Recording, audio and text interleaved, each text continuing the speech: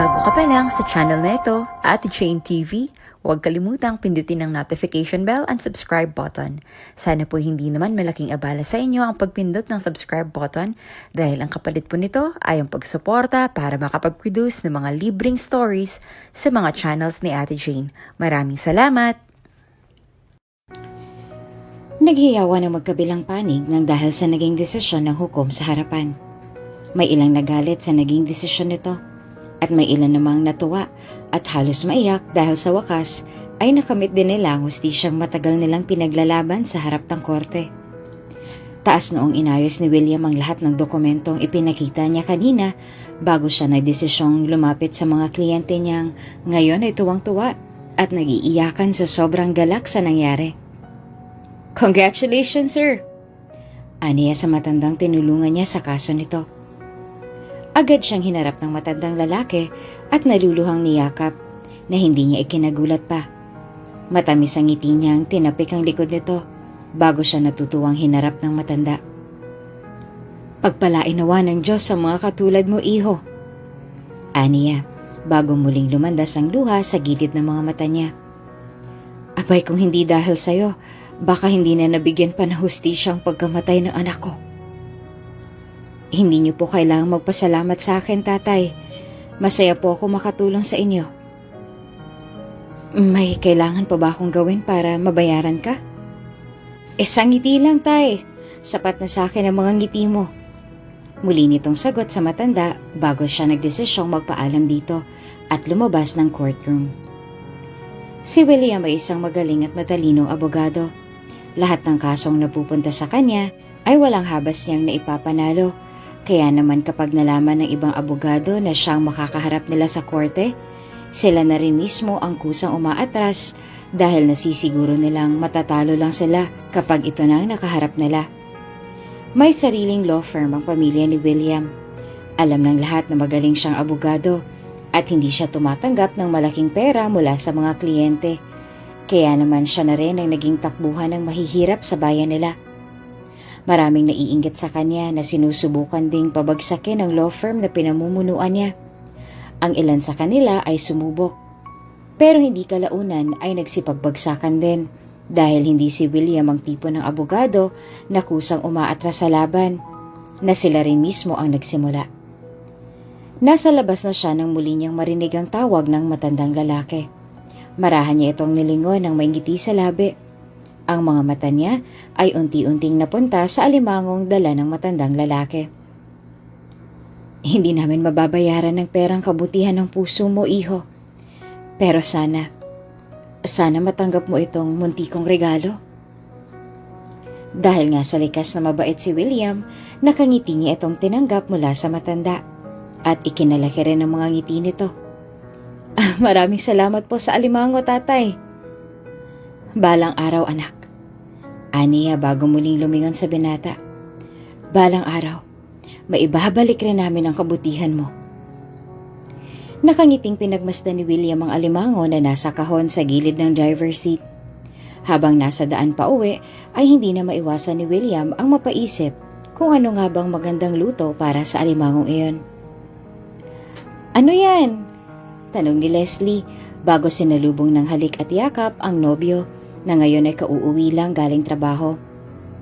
"Alimango na naman bang ibinayad sa'yo?" "Wala namang masama sa alimango, Leslie." "Pero abogado ka, William," sampit ni Leslie na animong nanghihinayang pa dahil sa halip na perang iuwi ng asawa ay alimango ang dala nito.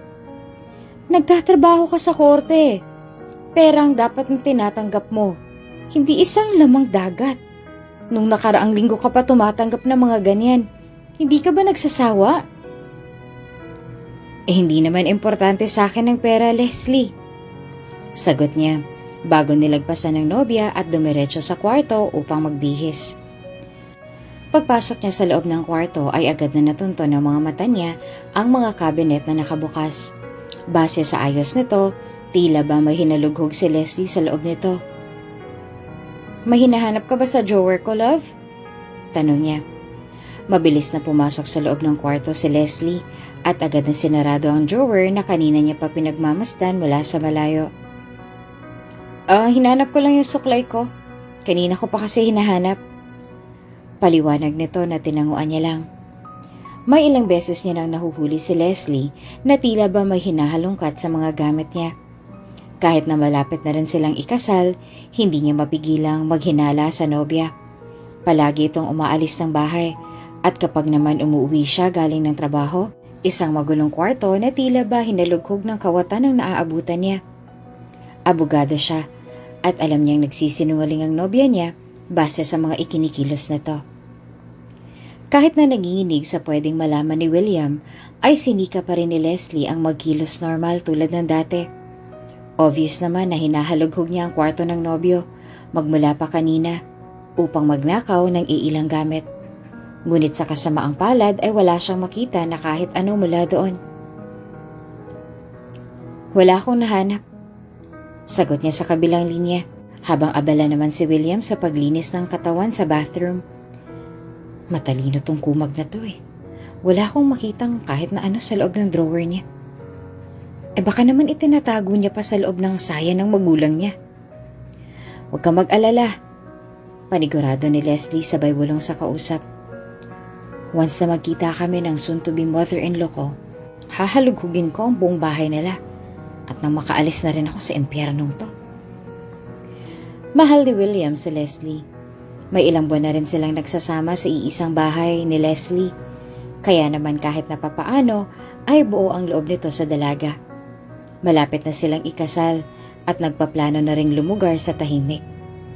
Nung nakaraan ay may pilit na ipinapirmahan sa kanya si Leslie at kahit na may kutob siya sa plano nitong gawin, pinirmahan niya pa rin ang mga dokumentong ipinapirma sa kanya ng nobya. Abogadong nagbubulag-bulagan? Baka nga tama sila na matalino nga si William, pero binulag naman siya ng pagmamahal sa babaeng alam niyang iiwan din siya sa di kalaunan kapag nakuha na nito ang gusto niya mula sa kanya. Mag-iingat ka, love, sambit ni Leslie na bagamat naglalambing ay nagtunog babala para sa kanya.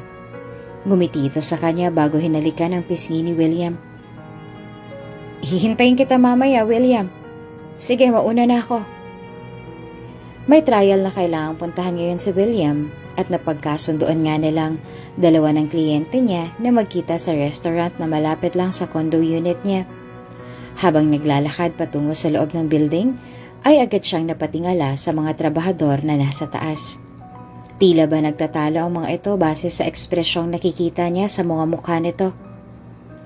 Ayusin mo kasing trabaho mo! Rinig niyang reklamo ng isa na binaliwala niya lang. Good morning, attorney! Bati ng tambay na nadaanan niya sa parking lot. Kamusta po ang trial kahapon? Nakarating po sa akin ang balita. Ang sabi po ni Mang Ramon ay nahatulan daw ng habang buhay na pagkakulong yung lalaking pumatay sa anak niya. Sa kabutihang palad naman, tapos ng kaso ng pamilya nila.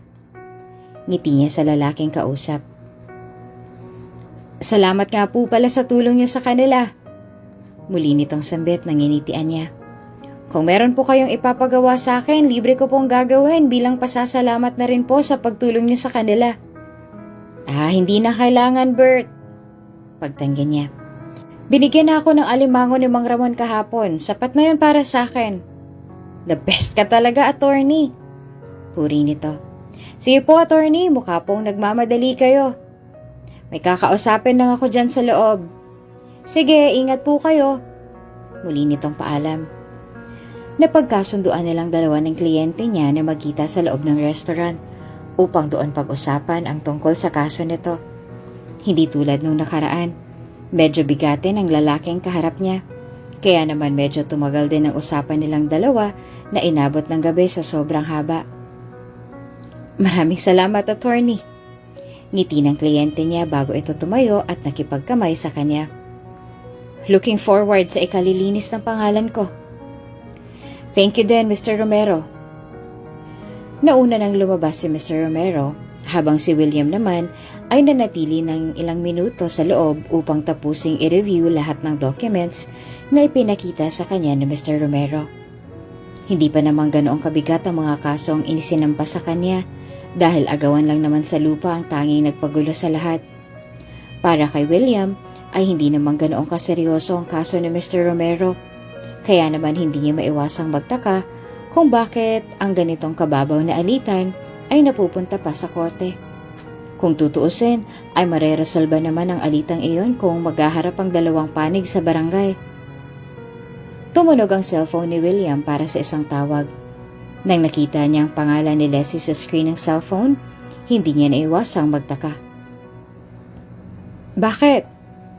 Nasaan ka na?" tanong nito sa masuyong boses. "Kanina pa kita hinihintay dito sa condo unit. May surprise ako para sa'yo." Uuwi na ako. May tinatapos lang ako." "Dito mo na lang tapusin yan sa bahay, love." Muli nitong sambit na ikinahinga niya ng malalim. "Kanina pa kasi kita hinihintay." 10 minutes, Leslie." Sagot niya sa nobya bago pa ito pinatayan ng tawag. Pagkalapag niya ng cellphone sa mesa, ay muli na naman itong tumunog para sa isang tawag. "Ang sabi ko, mamaya na, Leslie." "This is Mr. Romero, attorney." Sagot ni Mr. Romero na ikinahinga niya ng malalim. "Nandyan ka pa rin ba sa loob ng restaurant? May nakalimutan kasi akong ibigay sa'yo. Pwede mo bang hintayin na lang ako sa may parking lot?" "Okay, sige." Aniya. Mabilis niyang kinuha ang mga gamit upang lumabas ng restaurant. Malalim na ang gabi at wala na rin gaanong tao sa labas. May mga trabahador pang nasa renovation site, kaya naman hindi niya naiwasang mapakunot sa sarili, lalo na nang muli niyang marinig ang 3 tao na nasa taas kung nasaan siya. "Ihulog mo!" "Nandito na ako, Mr. Romero." Aniya sa kabilang linya bago tumingala sa lalaking nagtatalo. May lalaking sumipa sa balde ng pinturang nasa gilid ng mga trabahador nang naging dahilan kung bakit nahulog ito at bahagyang natapunan ng ulo at mga mata niya ng pintura. Sumigaw siya sa sakit nang nanuot sa mga mata niya ang pintura. Ramdam niya ang pag-aalab ng mga mata niya na naging dahilan kung bakit nagtalisod siya sa sahig at doon ay napaupo sa sobrang sakit. "Tumawag kayo ng tulong!" Rinig niyang sigawan ng mga trabahador sa taas bago nagkagulo. "Attorney!" Sigaw ni Bert bago siya nito hinila patayo. "Tumawag kayo ng tulong! Tumawag kayo ng ambulansya! Huwag kayong tumayo lang dyan!" Nang dahil sa pinaghalong hapdi at sakit ay tuluyan nang nawala ng malay si William. May mga kemikal na nakahalo sa pintura na naging dahilan kung bakit nahirapan din siyang huminga ng oras na yon. "Anak!" Sigaw ng nanay niya bago humagkan kay William. Walang ibang makita si William kung hindi ang dilim sa paligid. Naramdaman niya ang bendang nakaikot sa ulo niya at sa mga mata niya, na naging dahilan kung bakit tuluyan ang bumagsak ang mga balikat niya sa dismaya. Ang pinturang bumuhos sa mga mata ng anak niyo ay may taglay na cyanine, isang kemikal na hinahalo sa pintura bago gamitin. Posible pong tuluyan ang mawala ang paningin ng anak ninyo dahil medyo malaki ang naging napinsala ng kemikal na iyon sa mga mata ng anak ninyo. Paliwanag ng doktor na hindi niya na pinakinggan. Sapat na ang paliwanag nito kanina na hindi na siya muling makakakita pa. Ano pang saysay ng paliwanag niya kung hindi niya rin makikita ang lahat? "Sino gumawa nito sa iyo, anak?" Naluluhang tanong ng nanay niya bago hinagka ng kamay ng mahal na anak. "Isinusumpa ko ang taong gumawa nito sa iyo. Papahirapan ko siya sa oras na mag-cross ang landas naming dalawa." Rinig ni William ang marahas na pagbukas ng pinto. Ramdam niya ang paglapit ni Leslie sa kanya kasabay ng pagyakap sa nobyo. Nanginginig ito dahil sa takot at pag-aalala sa nangyari sa kanya. Kaya naman hindi na iwasan ni William ang makaramdam ng awa para sa sarili. "Okay ka lang ba?" tanong nito bago niyakap ng mahigpit si William. Kabi-kabila ang mga tanong na ibinabato sa kanya ng mga investigador na sinagot niya bago siya nito tuluyang pinakawalan upang makita si William. Nanginginig ang mga kamay niya sa takot dahil muntik nang madawat ni Romero ang pangalan niya kanina. Mabuti na lamang at hindi ito sumama sa ginawa nilang plano, kaya naman ito ang nakulong sa ngayon. "Tatanga-tanga ka!" Sigaw niya sa kabilang linya nang marinig ang ibinahagi ni Romero nung araw ring iyon. "Ang sabi ko, patayin mo! Wala akong sinabing bulagin mo! dinagdagan mo lang ang problema nating dalawa. Hanggang ngayon ay umuugong pa rin sa isip niya ang tungkol sa balita ni Romero, kaya naman hindi niya naiwasang manginig sa takot. Mabuti na lang talaga at wala siya doon sa mismong pinangyarihan ng aksidente, dahil kung hindi, ay baka nadawit na rin siya ng lalaking iyon sa kasa niya. "Lumayo kayo!" sigaw ni William. Nang dahil sa pagkabulag niya, ay hindi na rin siya gaanong nakaka-attend sa mga trials, kaya naman sapilitin siyang pinahinto ng mga magulang sa pagiging abogado. Nag-iba na rin ang pakikitungo niya sa lahat na maging ang nobya at ang mga magulang niya ay napagtataasan niya na rin ang boses nang dahil sa labis na frustration. "Hindi ko kailangan ng tulong niyo. Umalis kayo!" sigaw niya bago binasag ang vase na nasa tabi niya. "Hindi ko kailangan ng tulong ng kahit na sino sa inyo. Magsialis kayo sa bahay ko." Bagamat paulit-ulit na nagwawala si William, hindi pa rin siya nilubayan ni Leslie. Kitang-kita sa mga mata ng magulang ni William na tuwang-tuwa sila sa dalaga dahil kahit na nagbago na ang anak nila dahil sa kawalan nito ng paningin, tila ba hindi pa rin nagbabago ang pagtingin nito sa anak nila. "Please, Iha," pakiusap ng daddy niya bago hinawakan ang kamay ni Leslie. "Ako nang nakikiusap para sa anak ko. Please, wag na wag mong iiwanan ng anak ko, okay? Huwag po kayo mag-alala, Dad." Paninigurado niya bago ngumiti sa ama nito. "Hinding-hindi po ako magsasawa kay William. Pangako po yan."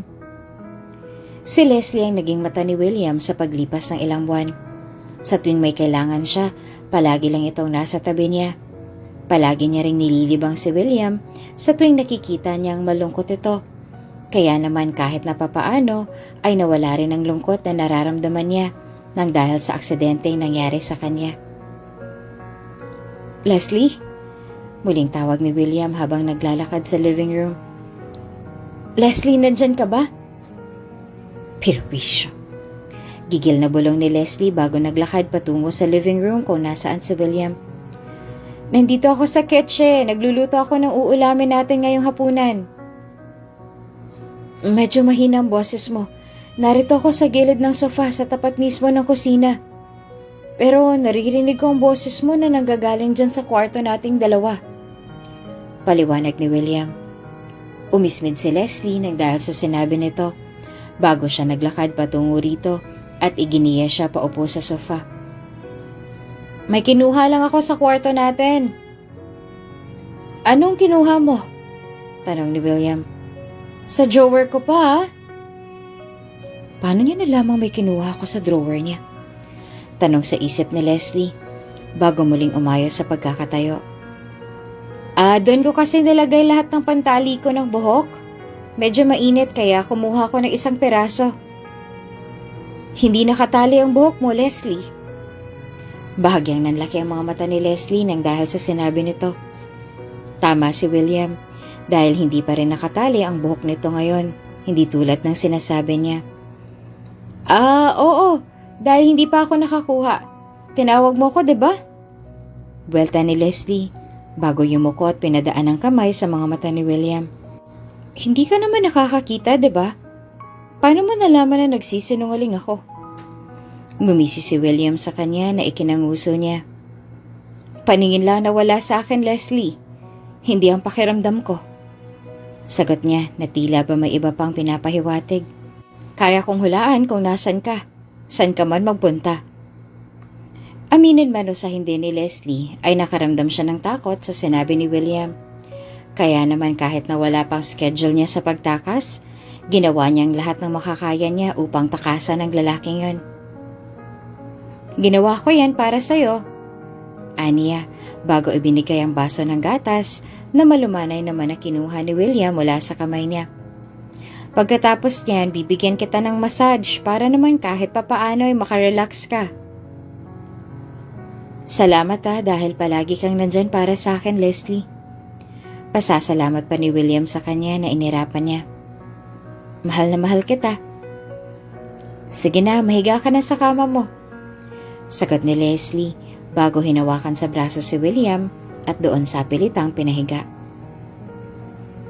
"Kung hindi lang talaga ako gipit ngayon, iiwanan talaga kita." Muling bulong sa isip ni Leslie bago muling umirap at nagsimulang i-massage ang nobyo.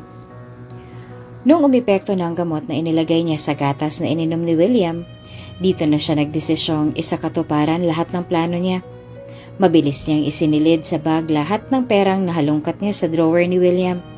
Maging ang mga dokumentong pinapirmahan niya kay William noong nakaraang buwan ay isinilid niya rin sa folder na inhanda niya para rito.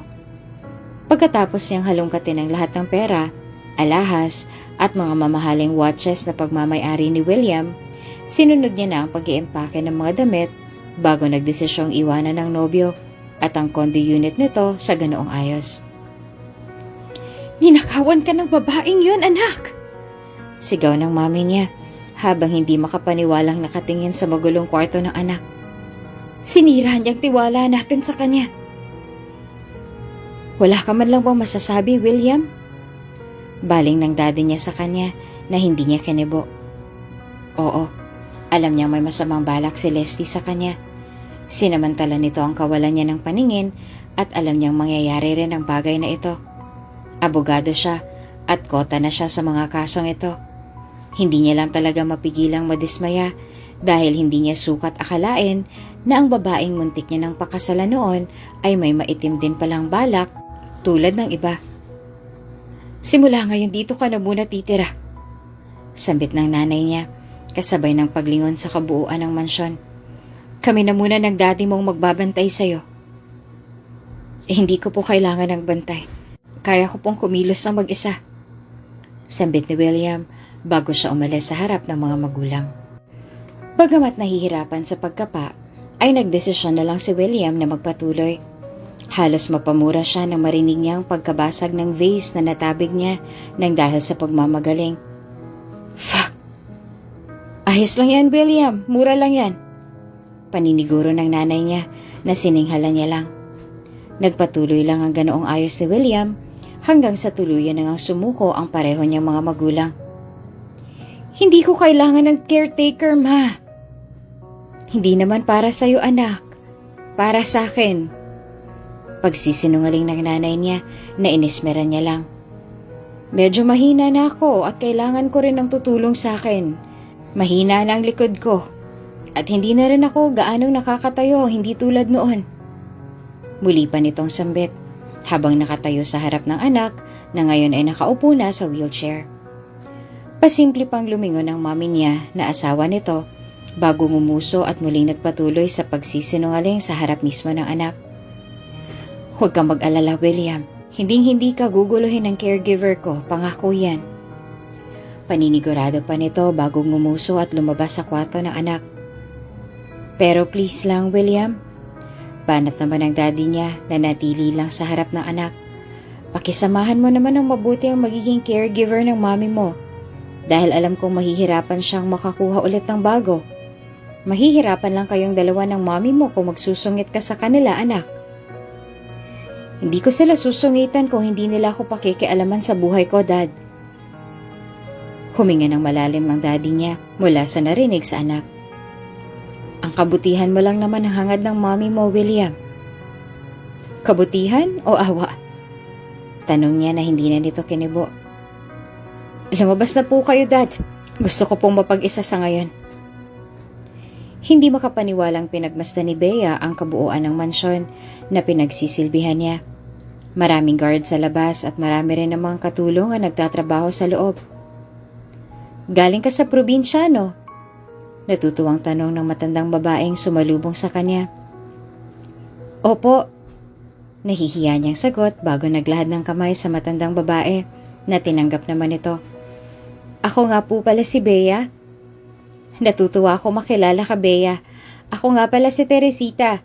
Sagot nito nangingitian niya. "Pero hindi ko lang alam kung matutuwa ba si William na makilala ka mamaya." Biro nito. Agad na nangunot ang noon ni Bea nang marinig ang sinabi ng matandang babae. Sino po si William?" "Anak ni Ma'am Victoria at Don Alejandro. Magiging isa rin sa mga magiging amo mo habang nandito ka sa mansyon nila." Paliwanag nito na marahan niyang tinanguan. "Mabait naman sila, Ma'am, at si Don. Si Sir William lang medyo, alam mo na, Na-aksidente kasi, may ilang buwan nang nakakalipas. Kaya naman ngayon, medyo mahirap pang pakisamahan. Pero huwag kang mag-alala dahil mabait yan. Mabait yan dati. Pero dahil nga sa nangyaring aksidente, medyo nagbagong ugali. Hindi naman po siguro siya nang bubugbog, di ba po? Natawa si Teresita sa itinanong sa kanya, kaya naman hindi niya naiwasang mapakunot ang noo. Paano kang mabubugbog kung hindi ka niya nakikita? Tanong nito na marahan niyang ikinatango. Baka nga nakatakbo ka na bago pa man tumama sa'yo yung kamao niya. Ang witty mo naman, ate. Biro ni Bea na tinawanan na lang nilang dalawa. O siya, sige, maiwanan na muna kita. Si Ma'am Victoria nang magpapaliwanag sa'yo ng lahat. Tumuro siya sa bulwagan na sinundan naman ng tingin ni Bea. Pumasok ka lang dyan sa entrada tapos kumaliwa ka. May makikita kang kwarto sa loob. Pumasok ka ron. Nandun sa loob si Ma'am at naghihintay sa'yo. Marahang tumango si Bea at kahit na nahihirapan sa pag-intindi sa direksyong ibinigay ni Aling Teresita ay sinundan niya pa rin ito. Papasok sa entrada. Bulong niya sa sarili bago lumingon sa loob. Maraming pintuan sa loob, kaya naman medyo nahirapan siya sa kung saan nga ba siya papasok. Dito ba sa pangalawang pinto o sa kanan? Pero sa kabila. Gumuso siya sa sarili bago siya nagkibit ng balikat at nagtungo sa pangalawang pintuan sa kanan. Good morning, ma'am.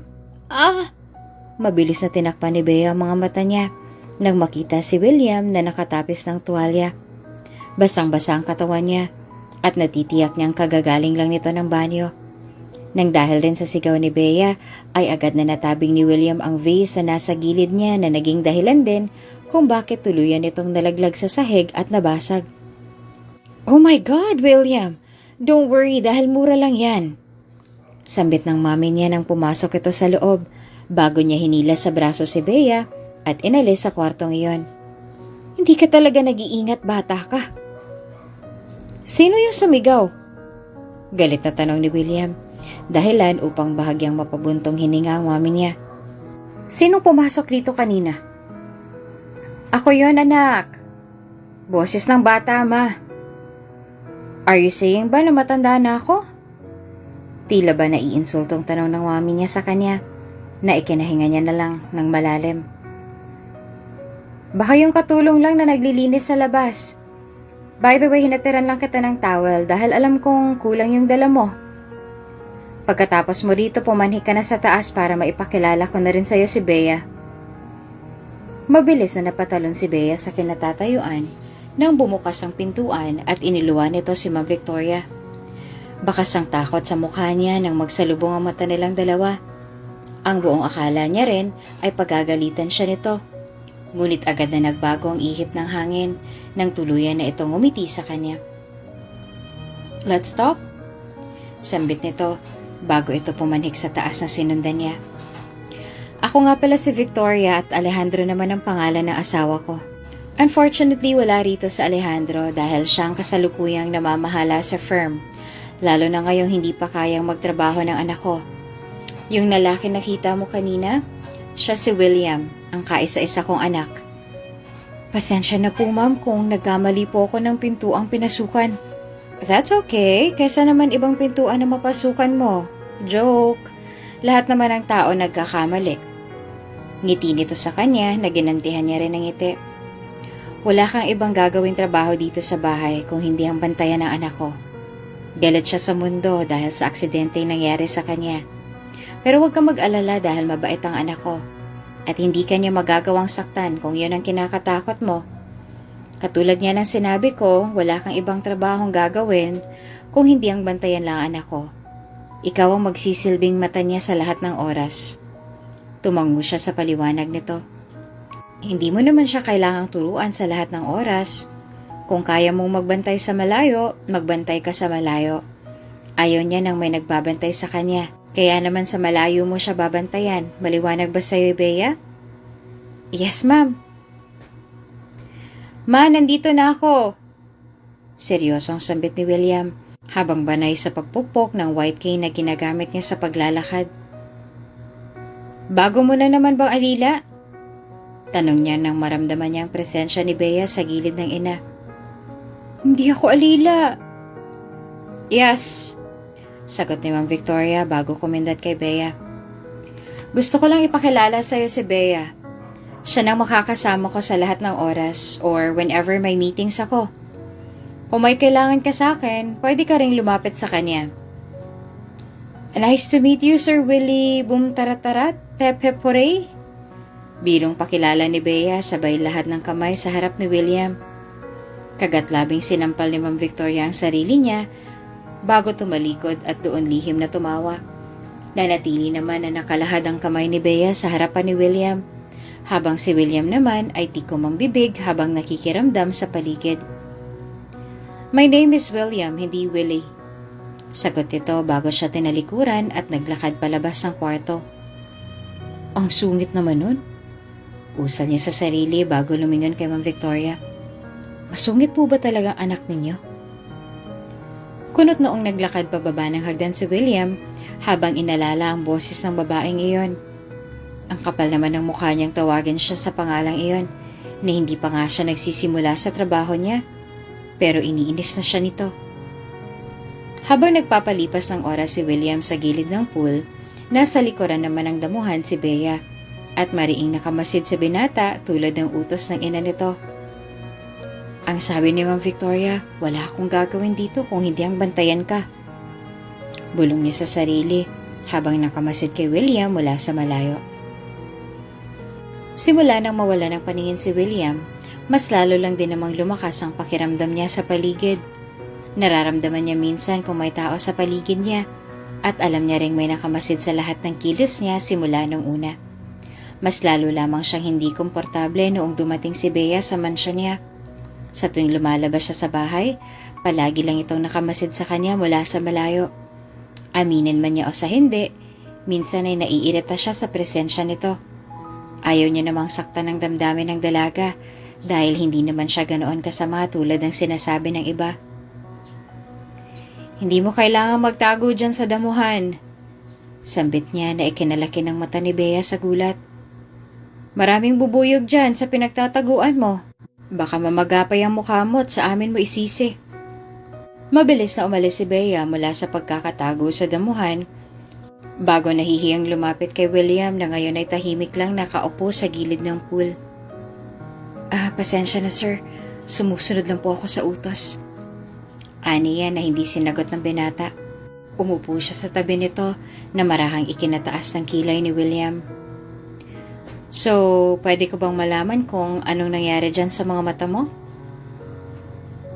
Wala akong sinabing umalis ka doon para makipagkwentuhan sa akin dito. Asik ni William na ikinanguso ni Bea. At isa pa, hindi ko kailangan ng awa mo. Tinatanong ko lang naman kung anong nangyari sa mga mata mo. Wala naman akong sinasabing naaawa ako sa'yo. Kunot noong bumaling sa kanya si William. Anong sinasabi mo? Asik niya pa na ikinatawa ni Bea. Nandito ako sa kabila. Natatawang sambit nito na ikinainit na mukha ni William. Akala ko ba malakas ang pakiramdam mo? Hindi ka binabayaran ng mga magulang ko para insultuhin ako, Miss Provinciana.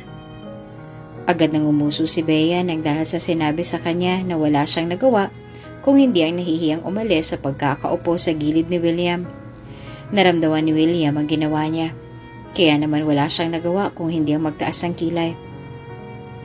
Pasensya na. Okay, sige, babalik na lang ako sa pwesto ko kanina. Sambit niya bago tumayo at umastang sisipain si William sa likod na hindi niya naman tinutuloy.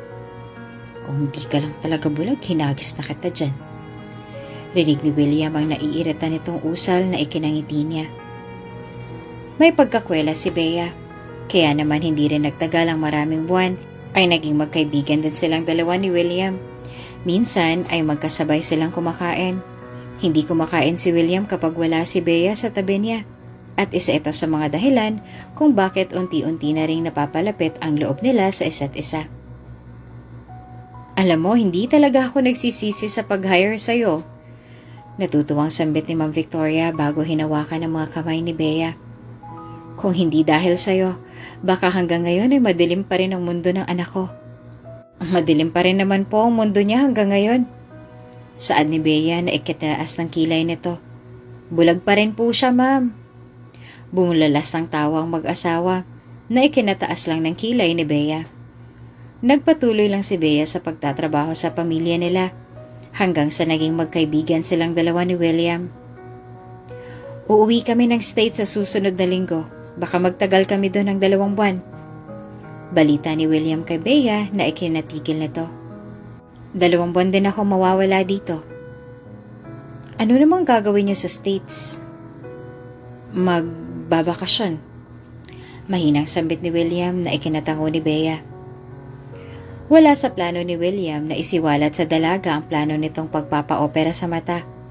Ang buong akala ni William ay dito na magtatapos ang buhay niya. Pero sa kabutihang palad ay may naglakas ng loob na mag-donate ng mga mata sa kanya. Ang magiging donor niya ay anak ng matandang lalaki na nagregalo ng alimango sa kanya noon. Sa kasamaang palad ay namatay ang bunso nitong anak sa cancer. Kaya naman ang mabalitaan nila mula kay Bert ang nangyari sa abogadong tumulong sa kanila, hindi sila nagdalawang isip na i-donate dito ang mga mata ng anak. Hihintayin kita kung ganun. Mahinang sambit ni Bea, dahilan upang hilahin siya sa braso ni William at gawaran siya ng isang mahigpit na yakap na ikinagulat niya. Bakit mo ko niyayakap? Anong ginagawa mo? Babalikan kita, Probensyana. Mahinang pangako ni William na ikinatigil niya. Please, hintayin mo ako. Narinig mo naman ang sinabi ko kanina, diba? Pabirong reklamo ni Bea na tinawanan niya. 2 buwan na nanatili si William sa States ang dahil sa operasyon. Sa kabutihang palad ay naging maganda naman ang resulta ng operasyon. Luha ang unang lumanda sa mga mata niya nang makita niyang muli ang mga magulang. Mama, Daddy, tawag niya sa mga ito bago yumakap. Pasikretong kumuha ng investigator si William upang paimbestigahan ang mga whereabouts ng dati niyang nobya. Nung una ay halos mapilas ang puso niya nang malaman mula rito na may asawa na si Leslie bago pa man niya ito nakilala. Nagtatrabaho siya at ang asawa niyang si Romano sa firm ni Adolfo. Saad ng private investigator niya sa kabilang linya na ikinasiwa ni William. Binigyan niya ng malaking pera si Leslie para sirain ang firm mo. Lumabas din sa investigasyon ko na kinuha nila si Leslie para mas mapadali ang pagbagsak sa firm niyo ng pamilya niyo. Where is she now? Sa kasamaang palad, lahat ng pera at alahas na ninakaw niya sa iyo ay binenta niya sa iba't ibang pawn shop. Nalulong din siya sa sugal, sa kasino, base sa nakuha kong impormasyon. Yung mga dokumento ng lupa na nakapangalan sa aming dalawa, kamusta na? Wala pa kaming balita tungkol doon. Pero iniimbestigahan na rin namin kung naidispatcha niya ba yon katulad ng ginawa niya sa mga alahas at pera mo. Wala sa sarili nang umiti si William bago pinatay ang tawag. Nakangiti niyang pinaglaruan ang wine na nasa kupeta habang nakatingin sa malawag na mga building sa harapan ng office window niya. Tingnan na lang natin kung saan ka pupulutin sa ginawa mo sa akin, Leslie. Pababagsakin ko kayong dalawa ng asawa mo at ng hayop na Adolfong yun. Bulong niya sa sarili. Hindi mo ba talaga chinek ng maayos? Pasigaw na tanong ni Leslie habang naghihimas ng rehas. Lumingon sa kanya ang mga pulis at kunot noong ipinagkumpara ang mukha niya at ang mukha sa sketch na ginawa para sa kanya. Siya nga to, sambit ng pulis sa kaibigan na ikinakulo ng dugo ni Leslie. Alam mo ba ang patong-patong ang kasong kinahaharap mo ngayon? Anong kaso? At sino namang magsasampa ng kaso sa akin? Wala naman akong pinagkakautangan. Reklamo niya pa bago muling humawak sa bakal ng rehas niya. Tingnan niyo mabuti ang lahat ng dokumento ng lupang ipinakita ko sa inyo. Imposibleng peke lahat ng yon dahil nandun ang perma ng asawa ko. Wala kang asawa, Leslie. Saad ng isang boses na ikinatigil niya. Pumasok si William sa loob ng presinto kasama ng mga magulang niya na mas lalong ikinalaki nito ng mata. Hindi tayo naging kasal kailanman. Nakakakita ka na? Uutal-utal niyang tanong na ikinangisi ni William. William, tulungan mo ako. William, ikukulong nila ako. William, maawa ka sa akin. Tingin mo sa anak ko, maluloko mo? Saad ni Ma'am Victoria na mas lalong ikinatakot ni Leslie. Mabubulo ka sa impyernong yan, Leslie. Mali ka ng pamilyang binangga mo. Abogado ang pamilyang ito. Dagdag pa nito, bago ngumisi at inaya ang anak at asawa palabas ng presintong yon. Tingin mo ba hindi ako makakaalis sa impyernong to? Sigaw ni Leslie, ngunit hindi na siya binalikan ng tatlo. Isinusumpa ko. Babalikan ko kayong tatlo. Hindi lang ikaw ang bubulagin ko, William. Bubulagin ko kayong lahat. Mas lalo mo lang dinagdagan ang kaso mo, miss. Sambit ng isang officer bago ngumisi. Kung ako sa'yo, mananahimik na lang ako at buong loob kong tatanggapin ang sentensya ko. Bagsak ang balikat ni Leslie na naupo sa malamig na sahig bago siya yumuko sa tuhod upang doon umiyak ng umiyak nang dahil sa labis na pagsisisi. Good morning, Iha! Bati ni Ma'am Victoria sabay halik sa pisngi ni Bea.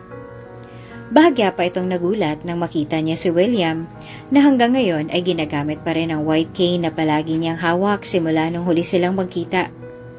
Samantala, tila ba humahanga naman si William nang makitang mag-cross ang mata nilang dalawa ni Bea. May angkin din itong kagandahan. Sa unang tingin ay hindi mo akalaing probinsyana ito dahil hindi ito yung tipikal na probinsyana. Ikaw nang bahala sa anak ko, okay? Bili ni Ma'am Victoria bago lihim na kumindat kay William na ikinangiti nito. Let's go, honey. Bigyan mo ako ng magandang massage. Gumiti si Don Alejandro sa kanya bago dito tinapik ang balikat ni Bea. Naiwan si William at si Bea na animong na estatwa nang muling makita ang isa't isa. Ikaw pa ba yan, sir? Tanong ni Bea bago marahang lumapit kay William at pabirong iwinagayway ang kamay nito sa mata ng binata na ngayon ay may suot na shades. Ano ba yan? Akala ko nakakakita ka na. Hindi ako magdadala ng white cane sa biyahe namin kung nakakakita na ako, Bea. Di okay. Nguso ni Bea na ikinatawa nilang dalawa.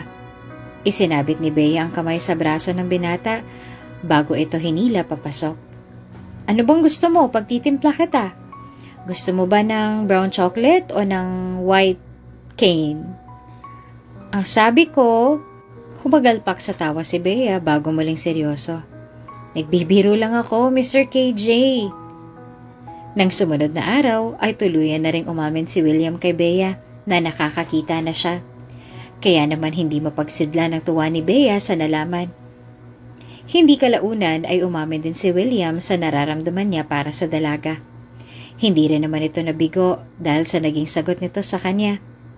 Ilang buwan lang din ang nakalipas ay tuluyan na nga nagpakasal ang dalawa. At nang gumaling si William ay ipinagpatuloy niya lang din ang pagiging abogado niya habang pinagsasabay ang pag-aalaga sa asawa at kambal nitong mga anak. Kung bago ka pa lang sa channel na ito, Ate Jane TV, huwag kalimutang pindutin ang notification bell and subscribe button. Sana po hindi naman malaking abala sa inyo ang pagpindot ng subscribe button dahil ang kapalit po nito ay ang pagsuporta para makapag-produce ng mga libreng stories sa mga channels ni Ate Jane. Maraming salamat!